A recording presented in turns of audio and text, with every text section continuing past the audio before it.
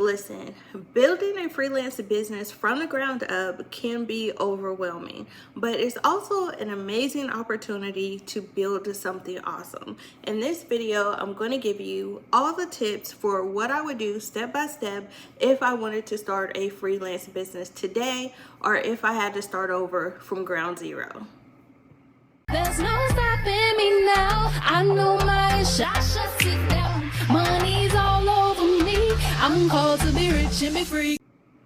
What up, you guys? Welcome back to my channel. I am Ebony Evaughn, your go-to business operations strategist, here to help you grow your business through people and processes. And today we are talking about starting a freelance business from the ground up. So this is for anyone who wants to provide any type of service, online or offline, and hit the ground running when it comes to getting started. Now, just a little bit about me. I have been in the world of entrepreneurship for over a decade at this point. I started my very first business in 2013. It was a hair company, and then I transitioned into career coaching, then business coaching, then operational management. So I have done all the things when it comes to the world of entrepreneurship. In my first business, I didn't do everything right, but by the time I started my career coaching business, I had tapped into a lot of the business knowledge and skills that I had, and I did things a lot differently. So in this video, I'm going to share a lot of those tips that worked for me that can work for you, especially if you want to start growing your freelance business without trying to grow on social media.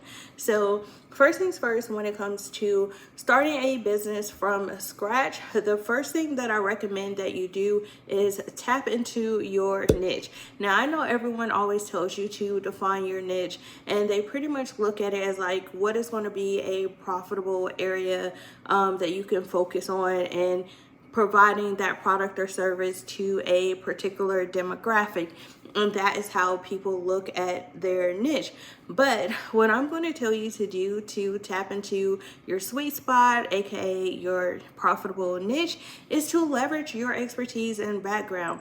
Leverage your zone of genius in the things that you are good at. Now, don't say you want to be a freelancer and be a social media manager and you have no social media experience. Don't say you're going to start a freelance business doing photography and you've never taken a photo before. Now, it's okay if you're passionate about those things and you want to explore those things, but you need to grow into them, right? So start with your zone of genius. So look at your educational background. Do you have professional education? Do you have life experience? Do you have work experience in a particular field? When you want to transition into the freelancing world, start with the skills that you know you have already mastered. Now, once you've tapped into your skill set, your expertise, your education, you've defined your niche, the target audience that you want to serve, the next thing that you need to do is create one service offering. Yes, I said one, right? You want to come up with one signature offer that you can test and validate in the market. Now, even though I'm saying to start with one thing, that doesn't mean you have to do one thing forever. It doesn't mean you can never do anything else, but it's going to be a lot easier for you to refine your business, refine your craft, refine your offering and your messaging when you focus on one thing at a time. Now, if you're trying to market 10 different products at the same time, you're diverting your attention in 10 different directions. And so nothing is going to be as maximized or optimal as it could be because you're trying to divide your attention between so many things. So start with one thing and then grow from there. So I always like to use the example of Rihanna when she first started Fenty Beauty. When you go to Sephora now, you see that Fenty has its whole little section just like any other makeup line that is out there, but that is not where we restarted, right? When Rihanna started Fenty, she literally had a shelf space probably this big with 3 or 4 different lip glosses, and then from there she was able to build build out into a more expensive product line. So this is how I want you to think about your own business as well. Start with one little product, one little offering, and then expand from there. Now, once you have your offer in place, you've defined your niche, the next thing that you want to do is you want to develop your portfolio and a proposal template. So essentially your portfolio is going to be kind of showcasing your work, letting people know what the process of working with you is like, how to get started, your background information, and what makes you qualified to do the things that you want to do. You can also highlight some case studies in your portfolio. You want to create a portfolio that's going to showcase your work and the experience of what it's like working with you. And in addition to that, you also want to create a proposal. This is going to be kind of like a package that you send to potential clients when you want to propose a service agreement to start your working relationship. And this just outlines the expectations, what you're offering, what's included, how to get started, all of that fancy mancy stuff. Now, once you've created your portfolio, the next thing that you want to do is to start marketing yourself. Now, this is where what I'm going to tell you is probably going to be different from what a lot of other people will tell you. And typically, in today's day and age, what most people do is they will jump on social media. They'll start trying to build an Instagram, build a Facebook page, build a TikTok audience, build a YouTube audience, and all of those things are great, right? But when you're building an audience, it takes time regardless of what platform you're starting on. So if you want to jumpstart your business and start getting clients right away, then I would recommend that you start by tapping into your own personal network. And you can do that by leveraging the portfolio and proposal templates that you've already created.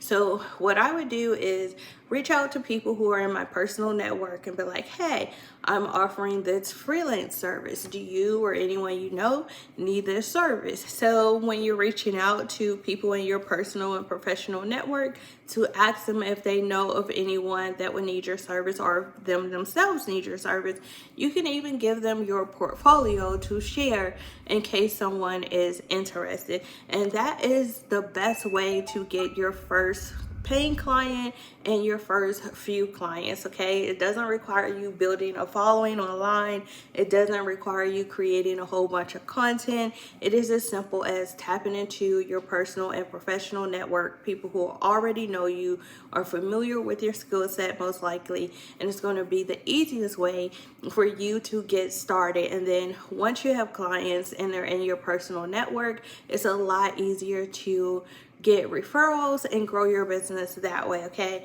now once you tap into your personal and professional network and you've started to generate a little bit of clientele, the next thing that you want to do is you want to start to refine your product offering as well as your messaging. Because you've been working with those private one-on-one clients, you're going to be in a great space to say, okay, like, this is how my clients are communicating with me. This is the language that they are using whenever they explain their pain points. This is what they're searching in Google when they're looking for someone like me. And so once you have that insight and that data from actually working with those clients, you can then refine your messaging, refine your offering to make sure it reflects exactly what your clients need. And then from there, you can start building your online presence, and it's going to be a lot easier because you've tapped into your audience. You know exactly what the pain points are, who you're serving. You refined your offer, so you know how to market it and how to attract more people. So once you have already worked with people, it's going to be a lot easier for you to then build your online presence, whether that's social media, email marketing, with paid advertisement, whatever it's going to be. But you don't want to start with building your online presence. Okay, thank me later. Now, if you enjoy enjoyed that nugget that I just gave you right there, make sure you give this video a like, and if you haven't already, subscribe to the channel and turn on those notifications.